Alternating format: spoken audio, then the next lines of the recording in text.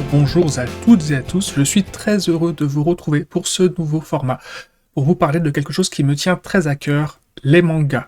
Quand j'ai démarré cette chaîne en 2017, c'était pour parler de Warhammer Age of Sigmar et de manga. Age of Sigmar, bien que je continue le hobby, que je collectionne et que je dispute des parties, vous l'avez compris, je suis en désaccord avec le tournant qu'ont pris les règles sur l'équilibrage de l'armure durant la V2. Je faisais de moins en moins de vidéos et c'était juste pour râler, donc on verra bien ce que ça donnera pour la V4, mais je préfère m'abstenir de faire des commentaires sur un jeu que j'apprécie, mais dont je suis de toute évidence pas sur la même longueur d'onde. Donc, en attendant, il est enfin temps que je vous parle du loisir numéro 1 dans ma vie depuis 2008, les mangas. J'ai longtemps hésité sur le format de vidéo pour finir par me fixer sur le format actuel avec ma personne en gros plan, 2/3 presque de profil, avec quelques images illustratives, mais très peu parce que je déteste faire du montage. C'est un métier et je n'ai pas du tout la fibre du monteur. Pour moi, il s'agit d'une activité très fastidieuse et chronophage. Et si je veux pouvoir vous parler de manga et sortir des vidéos régulièrement, il faut que je me retire un maximum de restrictions. Alors pour ce nouveau projet de vidéo, il va s'agir de vous présenter les mangas présents dans ma bibliothèque en vous en révélant le moins possible en ce qui concerne les événements précis qui se déroulent dans leur récit, mais en s'attardant sur les points que j'aurais estimé utile de vous mettre en valeur ou de critiquer. Avec les mangas, je fonctionne complètement au ressenti, tout en faisant confiance à mon honnêteté intellectuelle pour que mon analyse soit un minimum objective.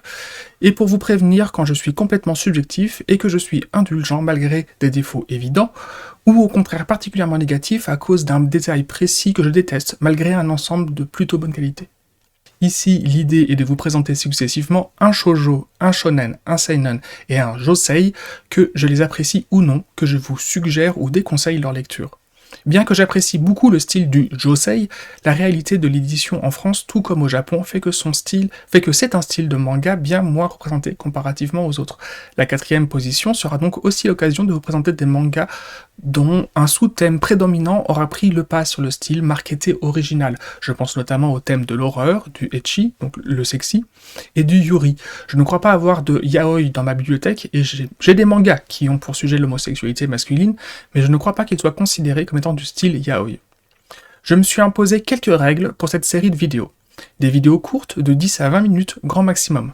Je change de style de manga à chaque vidéo avec un roulement par 4. Donc comme je vous ai dit, shoujo, shonen, seinen, josei, puis un horreur ou ecchi, on verra bien. Une série terminée, une série courte, moins de 10 tomes. Alors, en fait, je me suis mis comme restriction, je vais vous présenter une série qui soit terminée. Dans ce roulement de 4, une série qui soit terminée, une série qui soit courte, donc ce que je considère court, c'est moins de 10 tomes, une série longue, donc plus de 10 tomes, une série récente, sortie depuis moins de 3 ans, une série vieille, sortie depuis plus de 4 ans, enfin 4 ans et plus. Aujourd'hui, ma bibliothèque de manga comporte 844 titres différents, et ça ne fera qu'augmenter dans l'avenir. Donc, ce que j'effectue, c'est une sélection par ordre alphabétique, chaque titre avec une lettre différente. Changement à chaque épisode de la lettre et de format pour chaque genre de manga. Je vais essayer d'instaurer un cycle logique dans la mesure du possible. Si c'est pas très clair, vous allez vite vous rendre compte quand je vais vous présenter les mangas qui vont venir par la suite.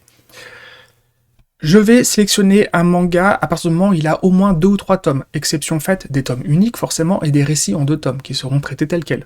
Je vais pas les sortir des mangas dont je voudrais vous parler. Ils sont dans ma bibliothèque, l'idée c'est de vous présenter toute ma bibliothèque à terme. Exception faite des mangas, bien sûr, que j'ai trouvé tellement mauvais ou malsains dès le premier tome et que je n'ai pas voulu encombrer ma bibliothèque des tomes suivants.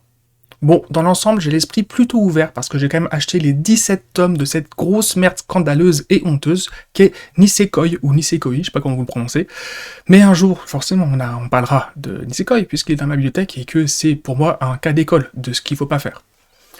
Pour l'instant, je prends les mangas au hasard à partir du moment où ils valident les critères. Je n'ai pas prévu de faire de sélection par thème ou par auteur. Pour ceux qui ne me connaissent pas encore, j'ai tendance à partir assez facilement dans de longues parenthèses au milieu de mes argumentaires, c'est vrai. Afin de limiter cette habitude qui peut être assez dérangeante pour vous auditeurs, la totalité des vidéos seront scriptées, comme c'est le cas actuellement. Cela sera moins spontané, c'est vrai, mais pas trop dépaysant, parce que, quand même dans l'ensemble, je parle comme j'écris. Et je vais faire un effort pour limiter les ponctuations via vulgarité dont je suis assez coutumier. Un dernier petit point, j'ai décidé de vous présenter les noms des autrices et des auteurs et des personnages de manga au format nom-prénom. Un ami beaucoup plus au fait de la culture pratico-quotidienne du Japon m'a signifié que si cela ne posait pas de problème d'appeler des personnages fictifs au format prénom-nom, par souci de compréhension pour nous français, cela pouvait malgré tout être considéré comme irrespectueux d'appeler les autrices et auteurs, donc des personnes réelles, par le prénom avant leur nom. Donc, afin que ce soit plus simple, je vais systématiquement utiliser le même format, nom-prénom. Et si je me trompe, eh ben, ce sera vraiment par étourderie et j'en serai désolé. Maintenant que je vous ai expliqué tout ceci, voici pour cette première série de 4 vidéos les mangas que j'ai sélectionnés. Le shoujo At Eli, sorti en 2008 au Japon, la série est terminée en 12 tomes, ils sont tous disponibles en France. Le shonen H, le bâtisseur de civilisation, sorti au Japon en 2021, toujours en cours de production, 5 tomes sont disponibles en France. Le seinen Backstreet Girls, sorti au Japon en 2015, la série est terminée en 12 tomes, 8 sont disponibles en France actuellement. Le Josei Chihaya Furu, sorti ou Chihaya Furu, je vais avoir du mal à... Déjà que Josei, c'est un terme qui est pas facile à prononcer pour nous français. Alors, Chihaya Furu, qui est vraiment sur un pur mot, une pure expression japonaise, bon courage, hein, mais ça fait partie du jeu. Hein. Sorti, vous serez indulgent, bien entendu. Sorti au Japon en 2008, la série est terminée en 50 tomes, 44 sont disponibles en France actuellement. Je vous remercie pour votre attention, et on se retrouve très rapidement pour la première vidéo de présentation d'un manga issu de ma bibliothèque. Au revoir.